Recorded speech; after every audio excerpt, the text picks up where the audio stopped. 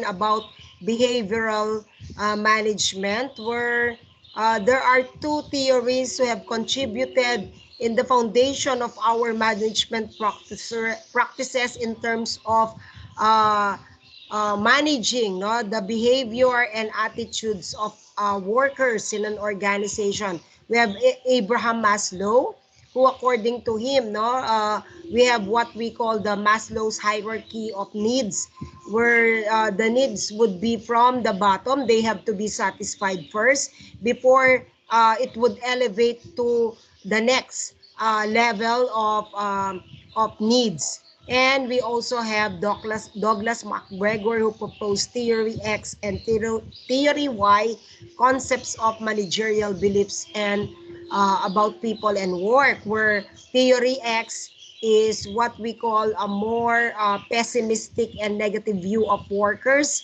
and very consistent with scientific management. And Theory Y is more positive and represent assumptions made by human relations advocates, where people naturally or do their work in an their work is natural part of their lives, no, so most of workers really enjoy what they are doing, and they are motivated to achieve their objectives and be able to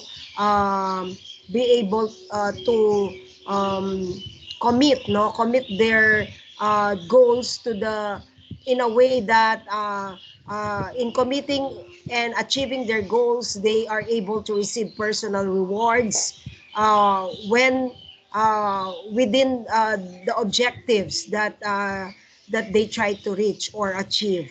And also they typically seek and accept responsibilities. And with the behavioral management, organizational behavior was introduced that focuses on behavioral perspective. So you see this particular organizational behavior takes what we call a holistic view of behavior, and usually it is drawn from psychology, sociology, anthropology, economics, and medicine. And it addresses usually the individuals, even the group in an organization, and organizational processes. So it has what we call contingency orientation. So you see, no, I have experienced organizational behavior, the study of organizational behavior in my master's, where they taught us more on what we have, no, in the Filipino organizational setup, no, and if you look at our organizational setup, there are typical organization or workers' behavior that that were being practiced in the early times and are still being practiced now because of the influences we had from those who have conquered Philippines, like the Spaniards, the Americans, Japanese, and the like. No? So therefore, we have studied certain Filipino prominent in Filipino practices like manana habit, where manana habit would illustrate um, um, a person will not do right away his job, but would have to leave it to the next days, no, so parang yung sinasabi natin sa Tagalog, bukas na lang, pinagpapabukas. So that is what we call a mañana habit. That's why there are certain Filipinos who do not progress, or workers, no, in Filipino companies do not progress because of mañana habit. We also have that crab mentality of Filipinos, where they really do not want their peers, no, to succeed. So what they do is they try to pull them down. They try to uh, hit them at the back, no, yung backbiters, no, yung mga nagsasalita ng against sa likod nila, no, and so that this particular workers will not succeed, because if they do not succeed, they want their peers not to succeed also. So there are so many practices or of Filipino organizations that we need to discover when we work, especially in construction companies, no?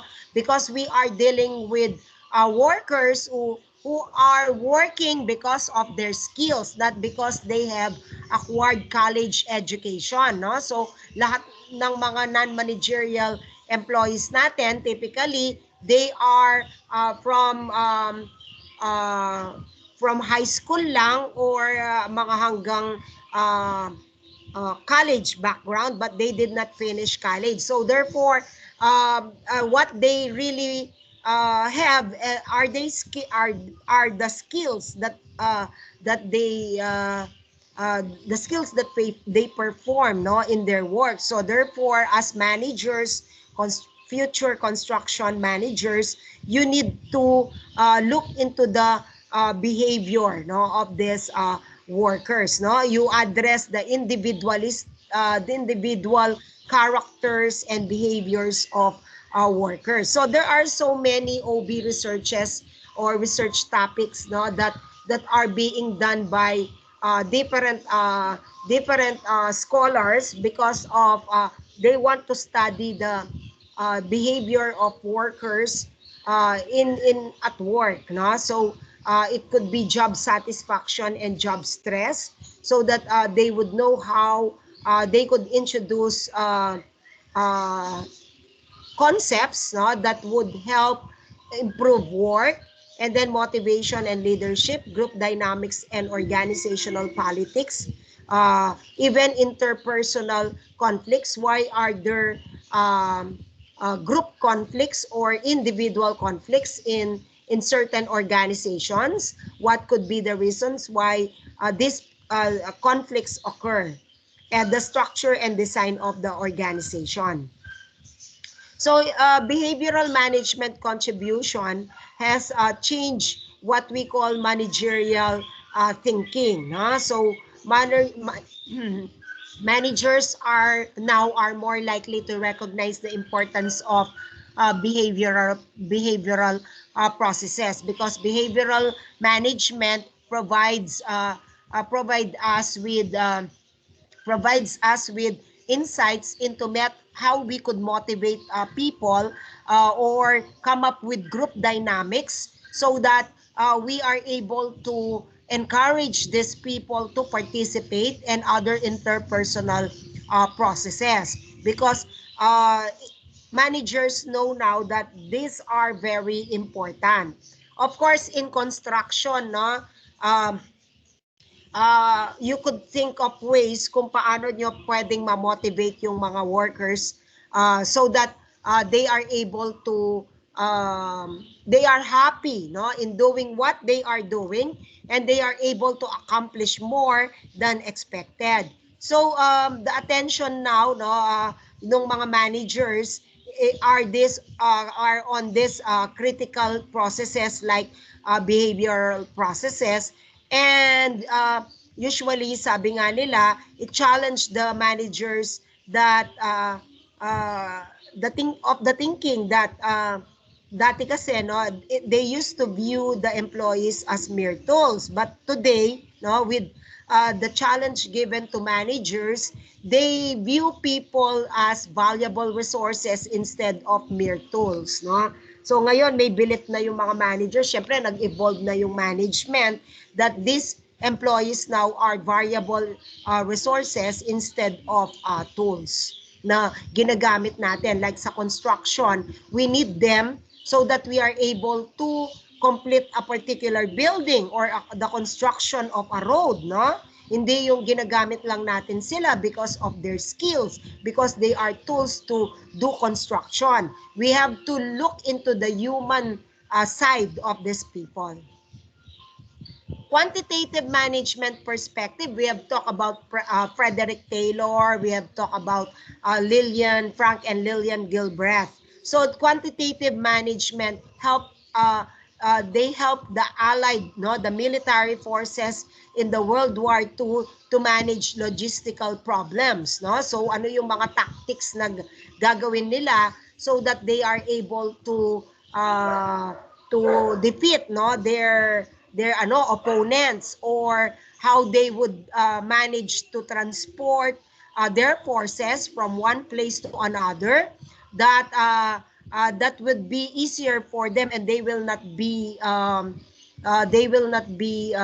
detected by their opponents. So it focuses on decision making, economic effectiveness, no? Pag sinabi nating decision making, like in manufacturing, you could determine how you could allocate the scarce resources that you have, no? So you can have quantitative tools for that, so that you could decide how many number of units to produce for each particular type of product, no? So how much raw materials, how much or how many number of people would you use, how much time would you use for the machines or the equipment. Just like in construction, you could do that, no? So you could look into the optimization of your resources, so that how you could properly allocate your resources, so that you are able to make use of your machines, of your workers, construction workers, and of your materials, that would lead in your accomplishment of goal, which is the deadline, or finishing the project on time. Okay? And also economic effectiveness, that walang nasisirang oras, no, in construction, so that maiwasan when you are able to complete the work on time, you wouldn't be delayed. Then that would be you will not be encountering additional costs on that aspect. And if your materials are properly used in a manner you maintain also the quality, then that would mean economic effectiveness. Also, mathematical models and the use of computers to solve quantitative problems. That's why as engineering students now, you are required to learn Excel, no? You are required to learn programming, so that in the end you are able to capitalize on this particular resources and solve quantitative problem. So we have quantitative tools that you could use in solving problems and do decision making, like linear programming, for example, no? So this is a technique that managers use to improve resource allocation decisions. And work scheduling, just like kayo, kailangan nyo yung work scheduling so that you are able to complete the project on time, can be more efficient as a result of critical path scheduling analysis. So later on, we could be learning about critical path method. And I know you are civil engineering students and you have a subject in optimization. Naalala ko yon, no, because I was able to talk with one particular faculty, no, noon, no, that you are taking up critical path scheduling analysis in optimization subject. And then also economic order quantity model, no, would help managers determine optimum inventory levels. Kasi, no, pag umorder ka ng maraming raw materials, you will have carrying costs. Pag naman konti yung raw materials mo and every now and then you order, then you would be incurring ordering costs. So there are two types of costs that could be incurred when you are managing inventory levels. That's why it's very important that you economically balance the carrying costs and the ordering costs, so that you are able to come up with the economic order quantity of, or what we call optimum inventory levels. Okay? So what are the quantitative management fields? We have management science, no? Or in management science is could usually be described as the quantitative tool for business, no? But in industrial engineering, usually we call it operations research. Now, for your part, I know it is called optimization technique, no? So therefore, pareho lang ang kalabasan niya, it's still management science, no? Let's say, for example, ang i-illustrate ko is, okay, what I would be illustrating is in management, no? In business. So let's say an ice cream company keeps track of how many ice cream gets sold on different days.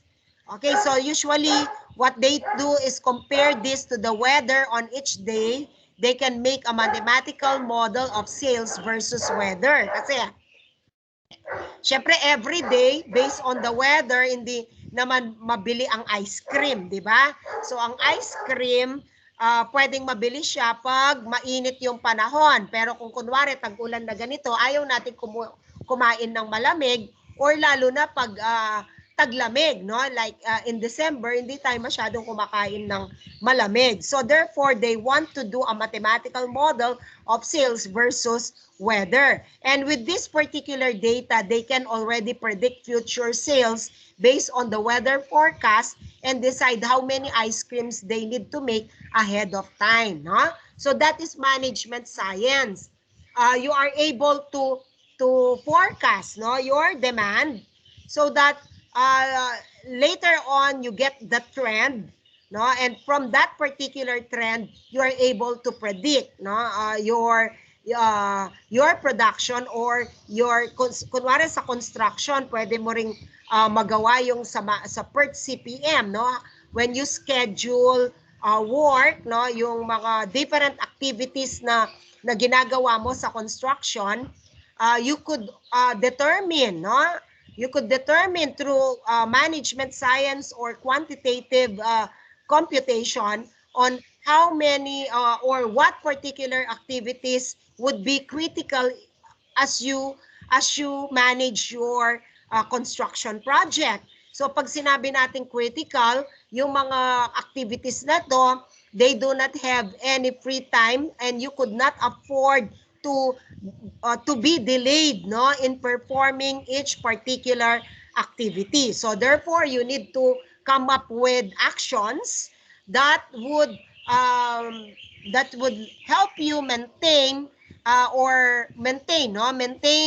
maintain the performance of your workers within that particular time period. And you could not afford to delay these activities because it would delay the entire project. So that is part of management science. Now, for operations management, practical application of management science, so operations management is a practical application of management science to efficiently manage production or distribution of products and services. Now, examples of this like Unilever and Home Depot use operations management techniques in order to manage their inventories, no? Of course, in construction, you could also do that. You could use inventory management to manage your materials while you are doing your construction project. Or you could use linear programming, no? Like in United Airlines, they use linear programming so that they could plan their flight schedules, no? And then also in one particular freight company like Consolidated Freightways, they develop their shipping routes, no, making use of transportation method. So you see, there are varied tools, no, management science tools that you could use so that you could use them for practical application in in your area like construction. Okay, so what are the contributions of quantitative management? It was able to develop sophisticated quantitative techniques to assist in decision making. So you see, no, if we only decide based on our intuition or we decide based on our experience, it could be that there are certain aspects of our of that data, no, that are available that could help us in decision making. So therefore, quantitative management is a sophisticated quantitative technique that could analyze this particular data and help us to make sound decision making. So there you could come up with models, no, that are useful in understanding complex processes and situations, no? So yung mga model na to, just like in linear programming, you could do a mathematical model, or in dynamic programming, you could do a scheduling model, so that you are able to analyze complex processes and situation and aid you in determining which particular course of action would you take, no? Just like in dynamic, yung traveling salesman model, you could use it in disaster management, no? So you could evaluate based on quantitative technique, no, through computation, what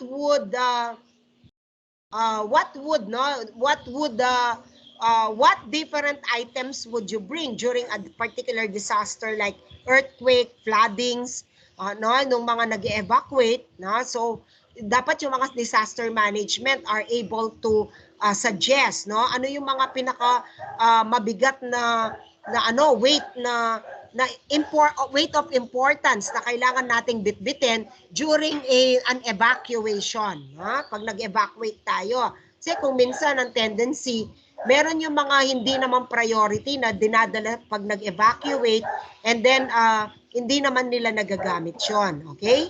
So it is very useful in planning and controlling processes just like construction, no? Yung quantitative models natin or quantitative technique, just like critical path method or program crashing for that matter. Okay.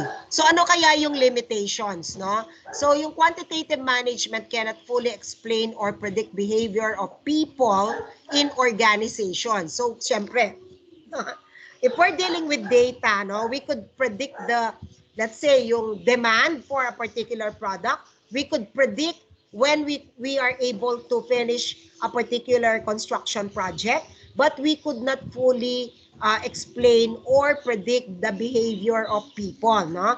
So maybe we could predict their output based on the motivation that they have, but to fully predict, no, yung behavior nila, na magpe-perform ba sila consistently for a particular task, hindi natin mape-predict yon. It would depend, no, on certain factors that you would be applying, so that you would be able to partially predict the behavior of people.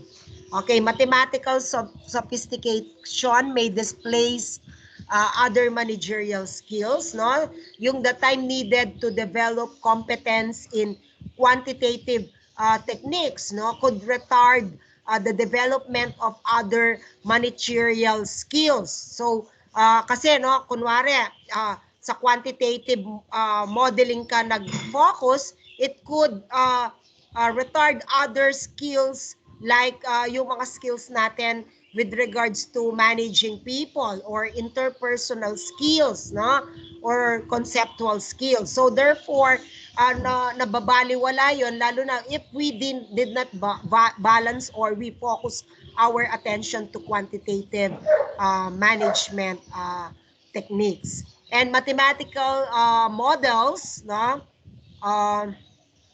usually, no, the use of models that may require unrealistic or unfounded assumptions, limiting their general applicability. So usually, yung mga models na to typically requires a set of assumption that may not be realistic, no? So kailangan talaga we have to work into a very realistic environment so that we could apply these quantitative techniques. So we also have what we call the system perspective. So if you have questions, you could type them on the chat box. Mamaya yung polling ko, no, I would be asking you a question before we process what we have talked. No? So usually pag we have talked about a system, no, we are dealing with input first, no, input from our environment, material inputs, human inputs, financial inputs, or information inputs, no? And then these particular inputs are a process, no? Nagkakaroon sila ng transformation process. Kunwari, ng information inputs, you might be using computers in order to transform these processes.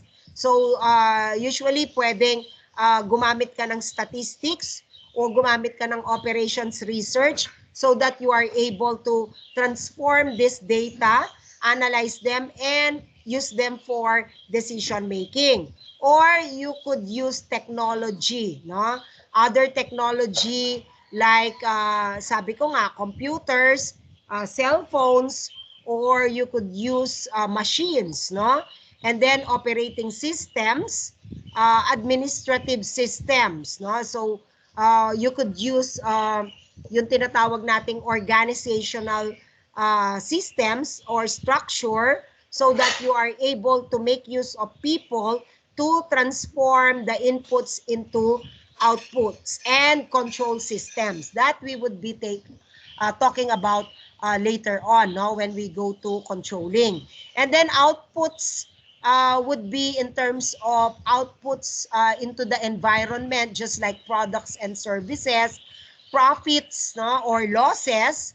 So pwedeng yung mga nag-produce ka or nag-construct ka kunwari, no, at nalugi ka or nag-profit ka out of a construction. The employee behavior could be an output, no? When you motivated them, ang in-input mo doon incentive, no, system. And then this particular you have processed them like you have applied the incentive system to people dun sa transformation, and sa output is you are able to motivate people, no? And then information output. So out of the information, you process this information, like example, no, yung mga sales natin o kaya yung mga prices, when you process them in Excel, you'll be able to process and come up with revenues. Yan. So information output could be derived. So, in system perspective, we have a system. No? What is a system? A system is a set of interrelated and interdependent parts, which are arranged in what we call a manner that produces a unified whole. So, just like departments, they could be considered as a subsystem of an organization. O kaya naman, yung mga functions could be considered as subsystems that are interdependent, but they are interrelated. Tulad ng let's say for example, no, yung finance ng isang construction company could be related to purchasing, no? So they are interrelated, they are interdependent, but they are interrelated in a manner that they have to work together para si purchasing, pag kailangan ng raw materials sa construction, it has to collaborate with finance para makakuha siya ng pambili ng raw materials, no? And si finance makipag-collaborate so that it is able to budget, no, yung materials na kailangan and be able to come up with the available capital or investment. So therefore, there are different types of systems. We have the open system, an organizational system that interacts with its or environment, no? So like an organization na meron siyang marketing, meron siyang complaint system, o kaya so nag-i-interact siya with customers palagi, no? Meron siyang advertising, so it is an open system. So usually yung mga advertising, marketing are subsystems, part of the open system, and it interacts with the other parts of the environment tulad ng customers, tulad ng suppliers, tulad ng government, no, and the like. Okay? Also, it interacts with the economy. Tulad nyo, no, when you construct a building, you are able to generate profit and you contribute to the income dahil nga binabayaran mo nagbabayad ka ng mga tao, they generate income, no, yung mga workers, and you also generate income. So you interact with your economic environment. Whereas with the closed system, it is an organizational system that does not interact with its environment, no? So itong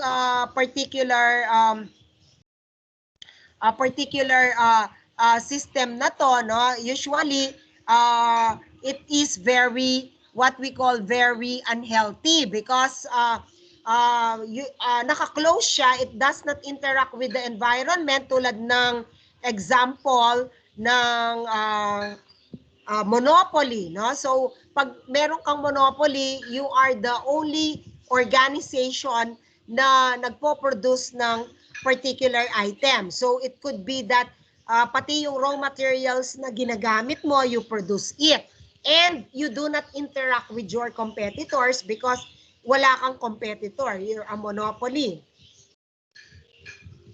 O kaya, no, a good example is a communist country na yung government siya ang nagmamanage ng lahat ng aspects ng business, ng economy. So it does not interact with other countries or with the outside world. Okay, so as I've said, no, yung system has a subsystem in which a system within another system that is important due to its interdependence on other subsystems within the organization. So just as finance or accounting is important, ganun din si purchasing sa isang construction company, ganun din yung construction department ng company where sila talaga yung merong major part, no, in the function of the organization. Okay. So, yung system perspective, meron din siyang tinatawag na synergy, na. So, it is a where subsystems are more successful working together than working alone. So, ito yung tinatawag nating synergy. It is a whole system where yung mga subsystems natin working as one, no?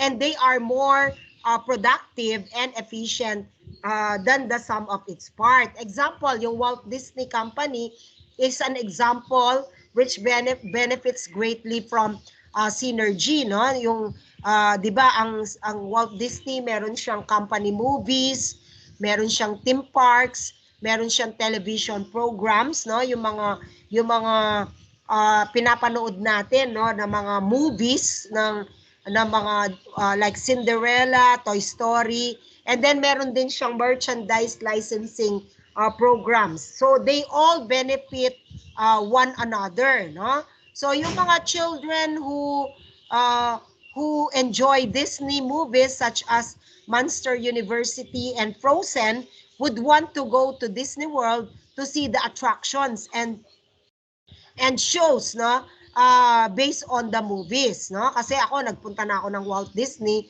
So yung kasi Tarzan, no, yun yung nakita ko na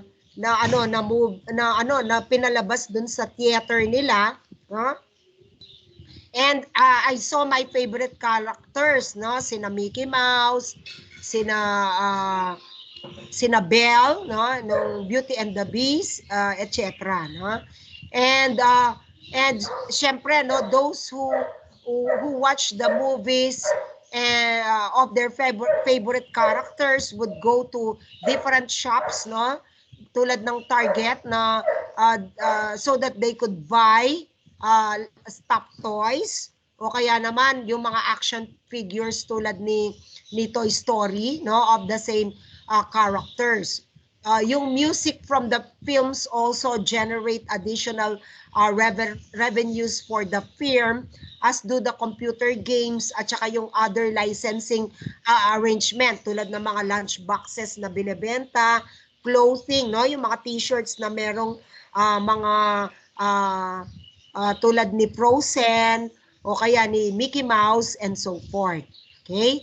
Also, yung entropy is part of the system perspective concept, no? Sa science na ano natin to, no? Sa second law of thermodynamics, which is entropy, no? So it is a process in which an organizational system declines due to the failing to adjust to change in its environment, no? So entropy happens when an organization does not monitor feedback from its environment and make appropriate adjustments. So the tendency the organization may fail. So therefore, palagi, no, dapat, no, meron tayong tinatawag na feedback, no, feedback system from our environment. So para nalalaman natin, kunwari, no, like yung mga financial statement ng finance office, they have a feedback system. So when they process this particular financial inputs, they are able to come up with financial reports. And financial reports tells us about the profitability and financial soundability of the company, no? So, malalaman mo kung nalulugi yung company or kumikita yung company. So, that is one part of feedback where you could come up with solutions on how to improve your financial standing. Okay, so entropy could be avoided through change and renewal. Now, for the contingency perspective, we have universal perspective. Pag universal siya, you may include classical, behavioral, and quantitative approaches. And usually, pag in-apply mo yung universal and you applied all these particular approaches, your attempt is to identify one best way to manage organizations. And contingency perspective naman suggests that each organization is unique. So there is no same organization. Every organization is unique. So kahit na construction company yan, unique pa rin ang bawat construction company. So therefore, there would always be appropriate managerial behavior that would depend on what situation the organization is into, no? So kung ano yung mga problems na na-encounter ng isang construction company, dapat yung contingency niya, yung mga actions, no, or solution na gagawin niya would depend on ano yung current situation. So every construction company are managed differently.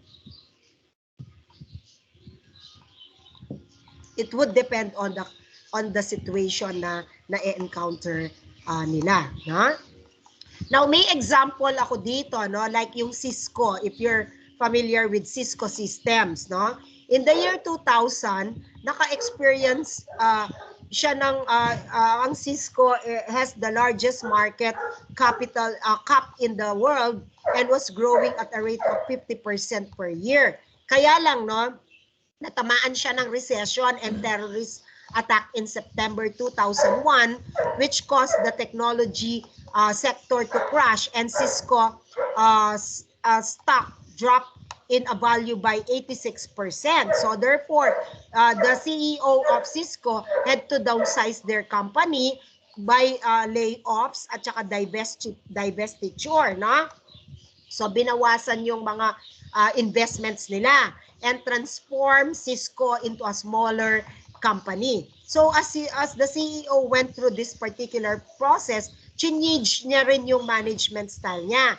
Dati kasi autocratic manager yung CEO, and in which led Cisco using a command and control hierarchy. So as a result of downsizing the organization, ang ginawa nung CEO, he decided to change his own management style as well. So he began to adopt a much more democratic approach and run Cisco using a more democratic organizational structure. So that is how contingency perspective could be illustrated. Okay, so ito yung process, no? You have to determine the problem or situation and come up with important contingency. Of course, in between this, you have to gather information and analyze them so that you are able to come up with different contingencies or what we call solutions or action. So, dapat marami kang contingency, hindi isa lang, no? Yung alternative, walang isang alternative. That's why it's called alternative courses of action. You need to have multiple alternatives.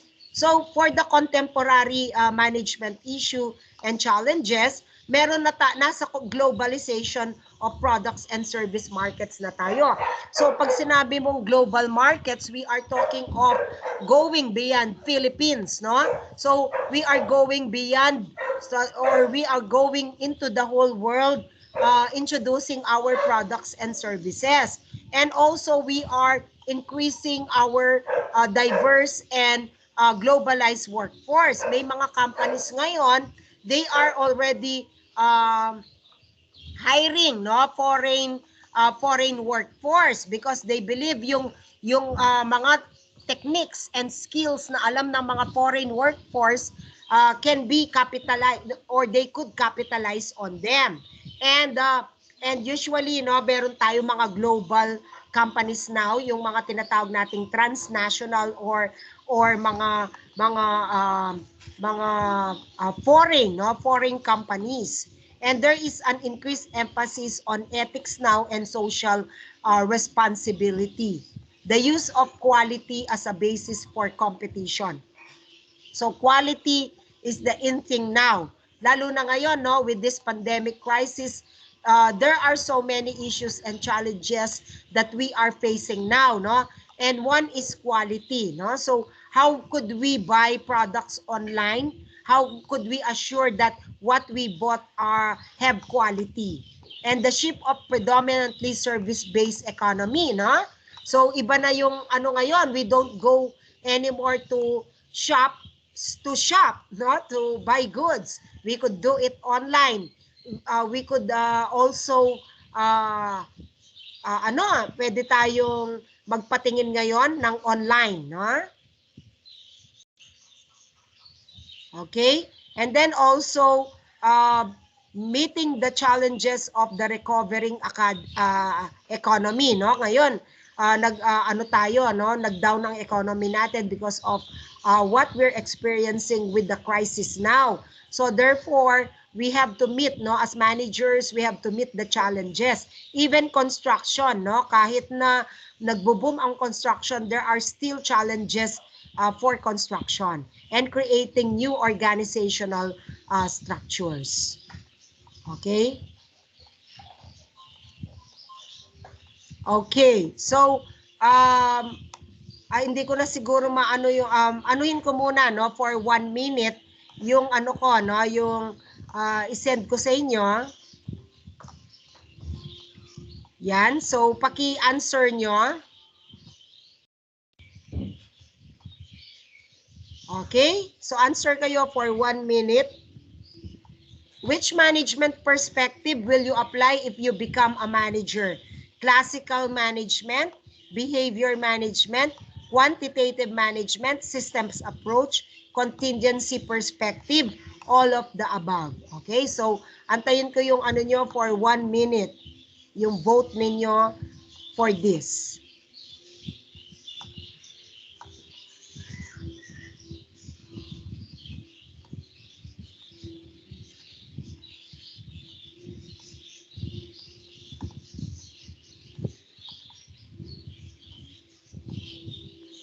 Okay, so dalawa pa lang yung bumoto, apat. Okay.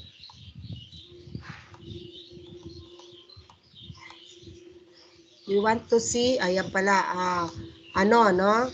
14 have voted. Sige. Another 10 seconds. 17 have voted. Okay, so out of what we call 24, 26, yan, responses.